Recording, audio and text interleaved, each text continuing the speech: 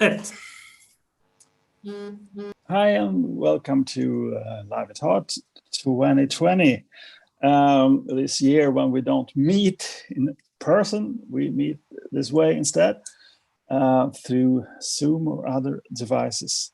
We have a seminar today about live music during this pandemic.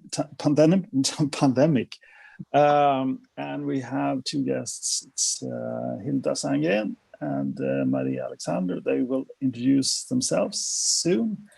I just wanted to say that you can stay on this channel and we have more seminars during the day and then music tonight. I hope you stay tuned. So now let's talk about something about live music during this strange year, and I will leave it to you to introduce yourselves and have your seminar. And I will be back later for some questions. Thank you, Åke. Thank you so much. Yes, this is Hilda Sandgren, and this is Maria Alexander. And we are here live in person in Sonica studio in Södermalm in Stockholm. And while we wait for you guys to drop into the seminars, I think we should take the chance to talk a little bit with Kristoffer Göthberg that is working here in the studio every day producing music and interesting projects. So Kristoffer, can you please come into I can come in to the picture. And you can say, hello guys. Hi Kristoffer. Hi. You have been working here for many years now. Yes. And together with me in the studio. And we are very curious on how it's like for you as a sound engineer and a songwriter dealing with this new time and new deals and our requirements in the live industry. What is the experience from this spring and this summer? We had to learn a lot of stuff and we had to learn it fast because you started booking so many artists to come here to play live concerts. So it was a quick learning crash course. Yeah. Try again, fail better, try again, succeed. So that was fun. So what was the biggest like challenges in this time for you if you want to like put them on a scale? I think the hardest thing was making the technology work on all levels: audio, video, streaming, internet, all of that had to be totally in sync all the time. Yes. And fast. Quite a challenge. Yes. So did you ever feel a lot of pressure, or were you like taking it cool, like in a process when you record? Both. There was a lot of pressure, but we grew as a team and as a studio. So great experience. What is happening right now in the studios, and a good, nice projects that you want to talk to us about? Yeah, we are using the things we learned technology-wise and web-wise, etc., to do online sessions where our clients can attend the session by Zoom link and listen into what we're doing, and we connect with people digitally in a different way. And I got this thing. It's my GoPro hat. So the people can see my point of view, turning the knobs, compressors, so nice. stuff. So that's a lot of fun. Yeah. And also when you play piano. Yes. Great. Everything I look at. Now they see you. Yeah, okay. Say hi to your fans. Hi. Wow. So nice. And did you did this hat and this idea all by yourself? You just found out how you could do it? Yeah, I guess. We played around with a bunch of stuff. Yeah. And on social media, I've seen a lot of activities. How do the artists feel about going live and do more sessions now? Maybe tell the audience earlier in the process about what is happening and create more content. Is it easy for them, or do they find it challenging, or do you help them to do that? We help them. but they like it. I mean, everybody nowadays is very hungry for content or for creating their content and showing. So it's like content opportunities, like people snatch them. Okay. They need content. They need it, yeah. Yeah. Yeah, we need it because we want to get more info and consume more things. And we want to stay curious, of course. And we hope that the fans and the artists also are more fans to other artists, so that we help and support the community as good as we can. So and initiative like that is also, I must say, because I'm wearing this T-shirt, is Support Your Artist 2020 that we work together with.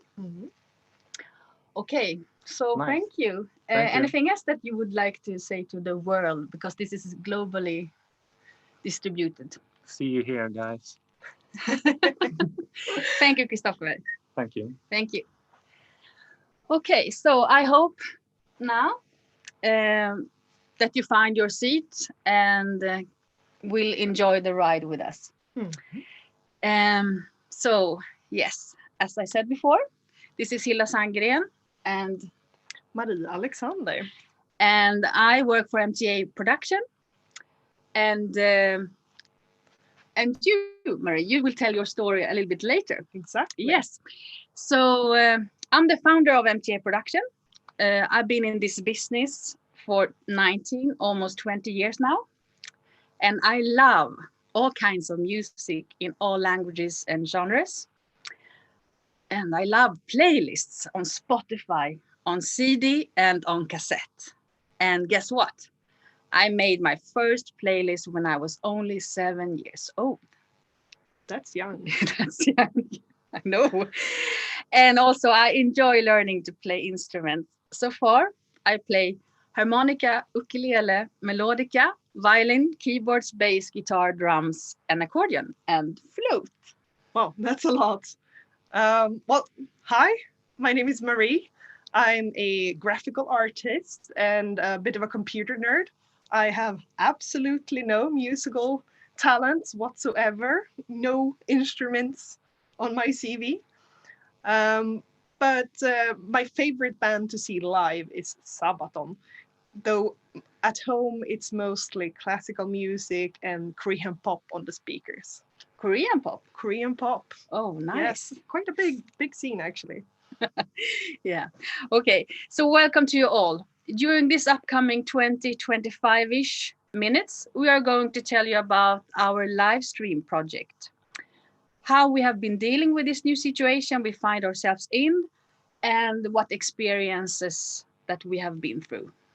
Yes, and focusing on the future. We also have a small sneak peek of something we have been working on. And we'll touch on how we think the live scene, live music scene will develop post-pandemic after these times as well. Then at the end, we'll round out with some questions from you. So if you have any thoughts, any ideas that you want to bring up with us, feel free to post them in the comments and we'll try to get to them by the end of this presentation. Yes. Let's get started. Let's get started. Okay, so a short introduction to my company MTA then. MTA is a booking company and agency for creative ideas, culture, music, and arts. For nearly 20 years, we have been booking, promoting concerts, staged theater shows, worked with magical productions, worked with events, produced several festivals, etc., etc. Me, I started out as an actress who produced my own theater plays. One thing led to another, and I started to record my own music. I built a studio together with friends and recorded a lot of artists as well, not only my own music. And suddenly I found myself in the music business. I made this company into, I made this journey into a company, and you can still see the journey in the name. Music, theater, art, MTA Production. The studio itself later became Sonica Studio, and that's where we are now. And we are live streaming right now. This studio plays a very, very important part in this history. Today, we at MTA work with tours all over the world. We have gotten recognition and several awards. It's important to us to actively strive to represent a diverse and gender equal roster. Look at that picture. Since way back, I've had a goal to reach 20 million Swedish crown in revenue in a year. And by January this year, I realized we did it in 2019. It was just a fantastic feeling. And we were celebrating at the conference Sweden Live in January. And the whole team sits here in the bar, drinking, waiting to go to a big party. It was Julia, Lars, Hilda, Johan, and Malin. And this night, we were also going to New Orleans to make another conference, me and Malin. So we just partied all night, and then we took the taxi to Arlanda to reach the other conference in New Orleans called Folk Alliance. That is a very big conference for North America. And this year, that conference would be in NOLA, New Orleans. And that's the party city of US and the world. The party city, I must say, because this is where Mardi Gras is happening every year and where the live music is in every street corner. Me and Malin got together with Tom Goren and Christopher Göthberg, that person you just met here. They are the producers and songwriters from Sonica Studio. And we were there for networking, making deals. And so, we had a big plan to bring American artists to Sweden and Europe and the Nordics.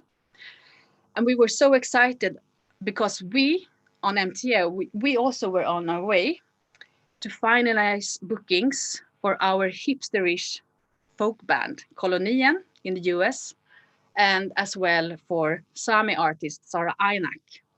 So happy times, and you can see the band, this group of people is sitting in the bar. And joining with us was the legendary musician and drummer Brady Blade. He joined us there and made the journey even more excellent because Brady, he's born and raised in New Orleans and he knows everybody. And I mean everybody, every musician, all the artists, all the industry people, everywhere in America and around the globe. So we were so happy to spend the time with Brady and all his friends and connections. And this was when we were celebrating in the bar together. Yeah, and we also had early ideas on doing live streams. So this is when and where the first seeds of the live streaming was born for us. Little did we know on how necessary and useful these ideas would be. Mm-hmm. So everything in January and February was amazing. The Grammy party, the Manifest Prize party, all the bookings and interests of the work from us and all the plans from the artists and all the new signings.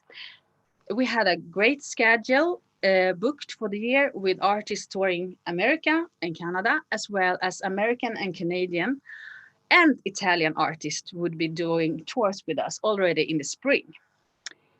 And as you can see, more than 200 shows were booked. From Piteå to Tel Aviv to Oslo and Bucharest and back home. These were tours that took me maybe 5 years to produce. And I was so happy and so proud. And then COVID-19.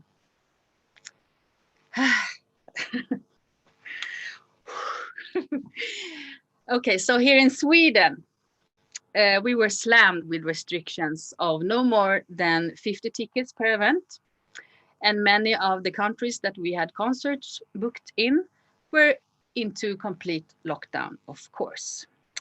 I remember I quickly realized that we had to cancel about 200 shows in 1.5 weeks. Of course, I was so shocked, I was so upset, I was sad, as I'm sure that we all were. I was not alone. The whole business was very upset and very sad, of course. But in a time like this, you have two opportunities. You can choose two things. You can give up, or you can rethink. So I rethought. And at the same time, I had so much energy, so I just refused to give up all and lose all my business and all my plans. So very quickly, after the shock, I joined hackathons. I discussed ways to be more effective with digital tools and marketing for events with other companies. We started a mentoring program for artists and promoters in MTA. And I started to think and do live streaming quite fast. Of course, I had no idea of how to do it, but we just started anyway.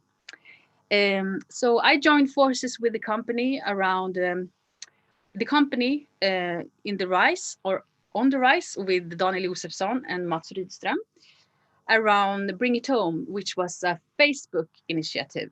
And the correct name, I think, was from the beginning, Bring It Home 2020. That became Bring It Home. And the idea was that the artists did live streaming from cars, from their homes and from studios in Germany, United States, and the Nordic countries.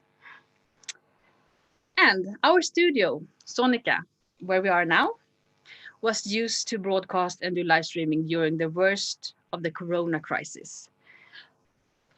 I think we did 34 programs between March 18th and June 19th, and that is a lot.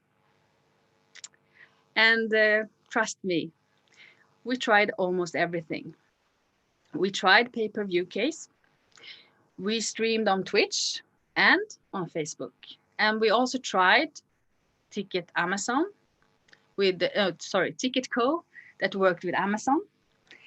We tried Instagram, we tried InPlayer and live stream. We tried all programs and all cameras that we found out that we could, borrow from friends. We didn't have any budget or anything. And what I realized was that there are no ready solutions or a good way to do this at all. And Twitch is made for gamers. Facebook is good for promoting events, but just doesn't work 100% for a good live streamed concert. And don't get me started on YouTube. So that's where I come in. Together, we want to create a platform for musical artists to connect with their fans at a pandemic safe distance, and even post-pandemic. We think this will be useful. We want there to be a place where those music lovers who can't be at any specific geographical location where the gig is held at, to still be able to be part of this experience, even after the pandemic.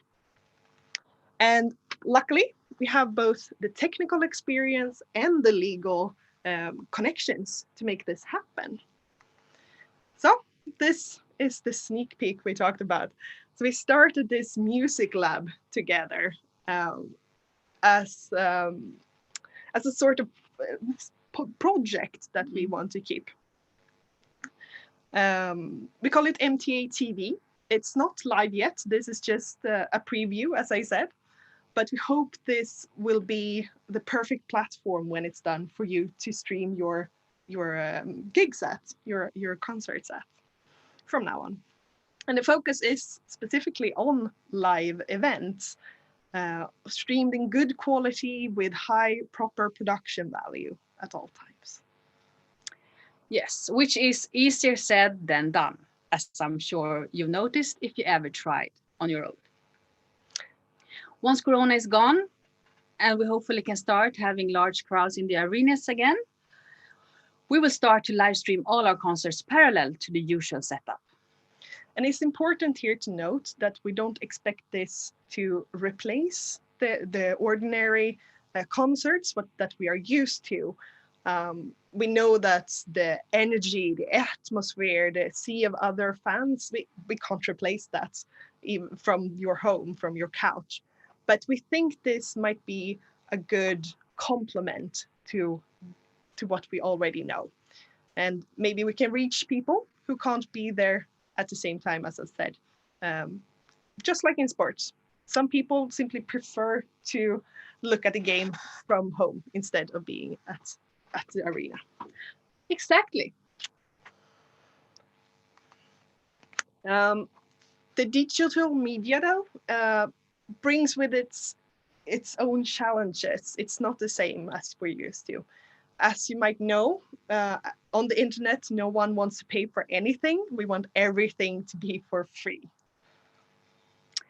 Yes, but we, the agents, the management, and our artists, we can't live off air and good publicity either. So it's important that the community comes together to support the music industry.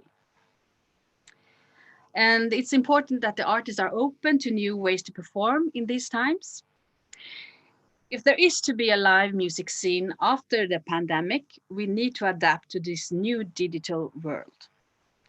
Pay-per-view, digital tickets is of course the ideal way to translate the ticket sales that we are used to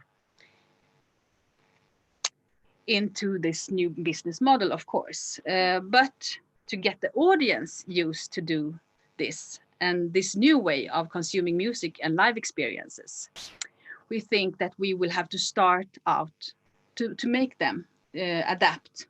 We think that we have to start out on a donation-based system. Exactly. We have tried it on our earlier streams, and it's a big success so far. Yeah, so that's what we'll start with and see how it goes. What I've learned from doing the live stream so far is that it takes more than just booking a good musician and artist to make a good live stream performance. From the artist, it takes a good camera presence, a relaxed, genuine attitude, and a willingness to talk to the camera, to reach through the lens and to connect with the viewer. And of course, a serious camera check as well as the usual sound check before the event starts. And from the tech team, you need a solid, experienced team to work with, which is fairly rare, admittedly. But as we heard here before we started, people are learning now with the times.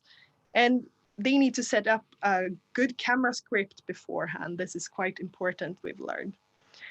During these first live streams we tried, there have been a lot of technical issues, especially once you start adding and upgrading the technology, adding more cameras, more features, and better sound.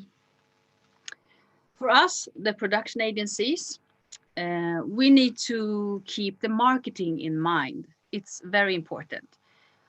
How do we get the people to find the stream and not forget to tune in to the stream when it starts? Now is when we set the foundation for this new live media. There's been a lot of bad quality streaming, which makes it hard to stand out as a good option to all that is out there. Also, Netflix, YouTube, audiobooks, and everything else that occupies people's time. Good streaming requires higher production value, of course.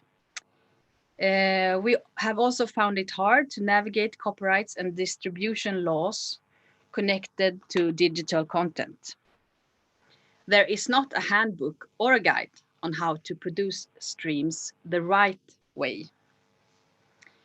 So I have been listening to the industry here in Sweden the past half year and during these last few weeks, and there's been a lot of talk about on how to survive. where to get the revenue, how unfair the distribution of funds have been, and the lack of transparency. Many agencies want to upgrade and adapt to the times we are in, but don't know what to do. And we don't know the answers either. These are questions we as an industry will have to work out on over the upcoming months and this year. Me and my team are doing what we can, finding what we think is the way forward. But we would love to talk to you all if you have any ideas on this. On the positive side, though, we see the love growing. The fans care about the artists, about keeping the industry alive. They share links on the net, they socialize in chats and forums all around these online concerts. And they want to engage. This is a new ecosystem, all these digital things, where we reach new audiences like moms or parents who are single parents and can't leave their kids to go to another city to go to the artist's concert that they like. And on the horizon, we also have these new technologies coming in to facilitate this new digital age, like the 5G network, where we suddenly can watch quite high quality streams from your phones or from wherever you are in the world. It's a whole new pattern of consuming media. These are exciting times. Indeed, exciting times. And as Marie said before, the TV platform isn't live yet. And we are, of course, not sitting around waiting for a launch of the MTA TV to get started. So we do like we used to. We are booking tours, and we want to do a live stream tour now. Mm-hmm. A roadshow between Swedish cities and venues. And the idea is to stream intimate concerts for 50 people, Corona secured concerts, and to broadcast them on MTV platform. MTA TV, not MTV. MTA platform. MTA TV platform. Once it's done. Once it's done, yeah. And we want to finance this, the basic production cost, I mean, from municipality funds and the local business community. And have the donations from fans as a bonus at this early stage. So we are coming to an end of this presentation, the timeline sort of this year of the plague, from dreams reached and a future bright in the early January, February, to a pandemic and rethinking everything you thought you were used to and how things worked. We've gone into sort of the age of digitalization and hopefully a future that might not be so bad after all, hopefully.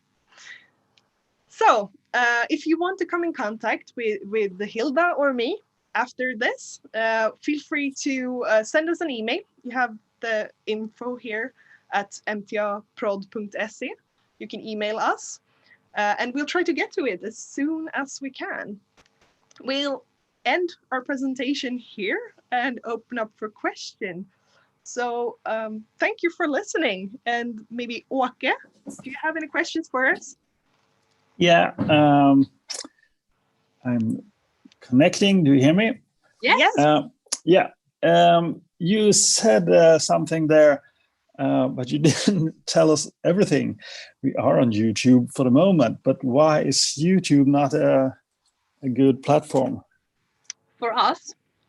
Yeah. I talk from my subjective perspective and my own experience. And the thing was that we, when we start with the Bring It Home community on Facebook, we it was not a big success to share the streams into YouTube because they strangled the opportunity to show our community and the friends. When you see the stream, it's showing through Facebook. But if you use and share the YouTube link, it's not showing because there's a competition between YouTube and Facebook. So we didn't think that it was an option for us, because we really got a lot of viewers from Facebook all the time, and the community really grew from one day to another with thousands of people all the time, and it was global from the beginning. So that's why we didn't do that. Yeah, and community, of course, is maybe the most important part about the digital way of communicating. You need a community to back you up. We were talking about how much content you keep creating at all times. You need people to be interested to follow you through this journey that you're on. Yeah, so that was the point, and also that we were a bit unexperienced. We were beginners, but we had high demands from the beginning. We wanted a lot of viewers. We wanted them to share it, and that everybody else would see it instantly. And we wanted to bring in donations to all the bands that I booked from day one. First, I really tried to book bands that had canceled European tours, and we wanted to reach the fans from the venues, from Germany and France and so on, to see the stream on Facebook, and that they would donate money to the band, of course, so that we could survive and the band could get some fee. So it was the initiative was also, we wanted to make it transparent and give 50% from the donations to the band, and 48 to us, the community around, and the crew, the studio, and 2% we wanted to raise money for charity that was chosen by the artist. So when we got used to Facebook, and we didn't want to change that, and then we realized we could go to Twitch and then do both. So that's why we didn't start on YouTube. Yeah, and on the transparency and how you split the money for donations, as a viewer, it's easy to forget that we connect with the artist, and the artists are sort of the front of everything, the whole production team. And that the production teams, once the corona came, also, it wasn't just the artists, the ones that we connect with, that had all of their income streams taken away from them, but also all of the people that lift the artists up. And so we want to make sure that they get their fair share of everything. So yeah. You talk about as an artist, you should talk to the audience through the camera. But I mean, there are artists, they don't talk. They don't want to communicate really, except through music. Yeah, what I meant, and I really think so still, is that you have to decide what communication ways you will use and do it like from A to Z. So if the band is a mysterious band, not talking, only music talks, and they have a lot of backlight and so on, then somebody in the chat should moderate and have connection with the audience that way, so that the band doesn't need to do it. Because I found many streams that people is not thinking through this, and it lacks some kind of communication instead. And also how you film, that to take you the right pictures of the band, and so that they really can do their show as they think that it should be, but on this digital stage.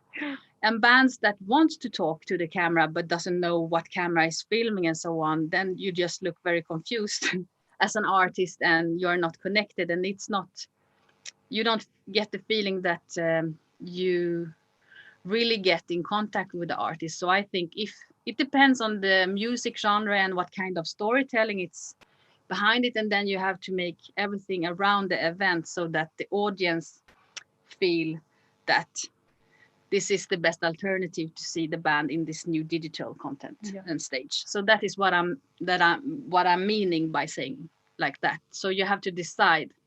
So packaging and knowing beforehand how you want to deal with this aspect of the digital forum, of the digital way of communicating. Yeah, so maybe everything should say on the graphics before and after on the streaming, or maybe somebody moderates in the chat and people can talk to each other about the songs, but you know that the artist will never say hi in the camera or so on. I got a question here. On the stream, are the donations enough for the professional that participates in the show? Can they live from this? There are some good examples, not from this studio so much. Some of our streaming events really raised a lot of money and it was okay. But I know that KB, Kulturbolaget in Malmö, was very successful in raising money to pay good fee for their projects, which was Wilmer X band, The Sounds, and Backyard Babies. And I think it's all about the marketing and how you think about that strategy to reach the fans and to reach all people that are interested in saving the world in the pandemic, the music world in the pandemic.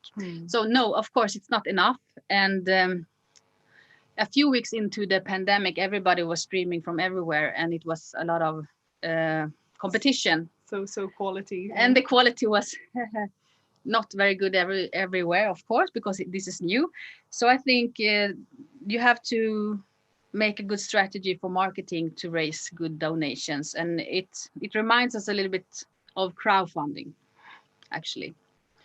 So no, it's not enough, but I think now with the capacity that is okay to do concerts with, it's 50 people. If the venue can sell tickets and if we can help the municipality initiative and maybe some business networks around, say, Borlänge, to help a stage survive, maybe they can put in some budget to pay the costs for the crew and the artist, and then we can use donations to strengthen the whole cash flow idea of, I mean, you have to get paid. Nobody can work for free. It's not fair.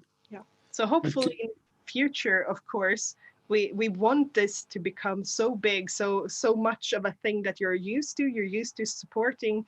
You're used to buying tickets. Why wouldn't you want to support your artist if you get the content for free as well? But at an early stage of any sort of revolution of technology, of a new way of dealing with things, it takes time. So yeah, we'll have to have some economic support before we get to the stage later on, hopefully, where we don't need anything else than donations to support this. Okay. Thank you. Very interesting to hear what you were saying, and I mean, everyone out there, you got the email. You can ask them questions afterwards, and thank you for being a part of Live Talk, and hope to see you Hope for to real, see you in real life. soon. Yeah, Yeah, we Next hope year, so too. yeah. Yeah, maybe next year we will come to Örebro. of course you will. Yeah. Thank you. And everyone out there, stay tuned. More seminars are coming. Thank you.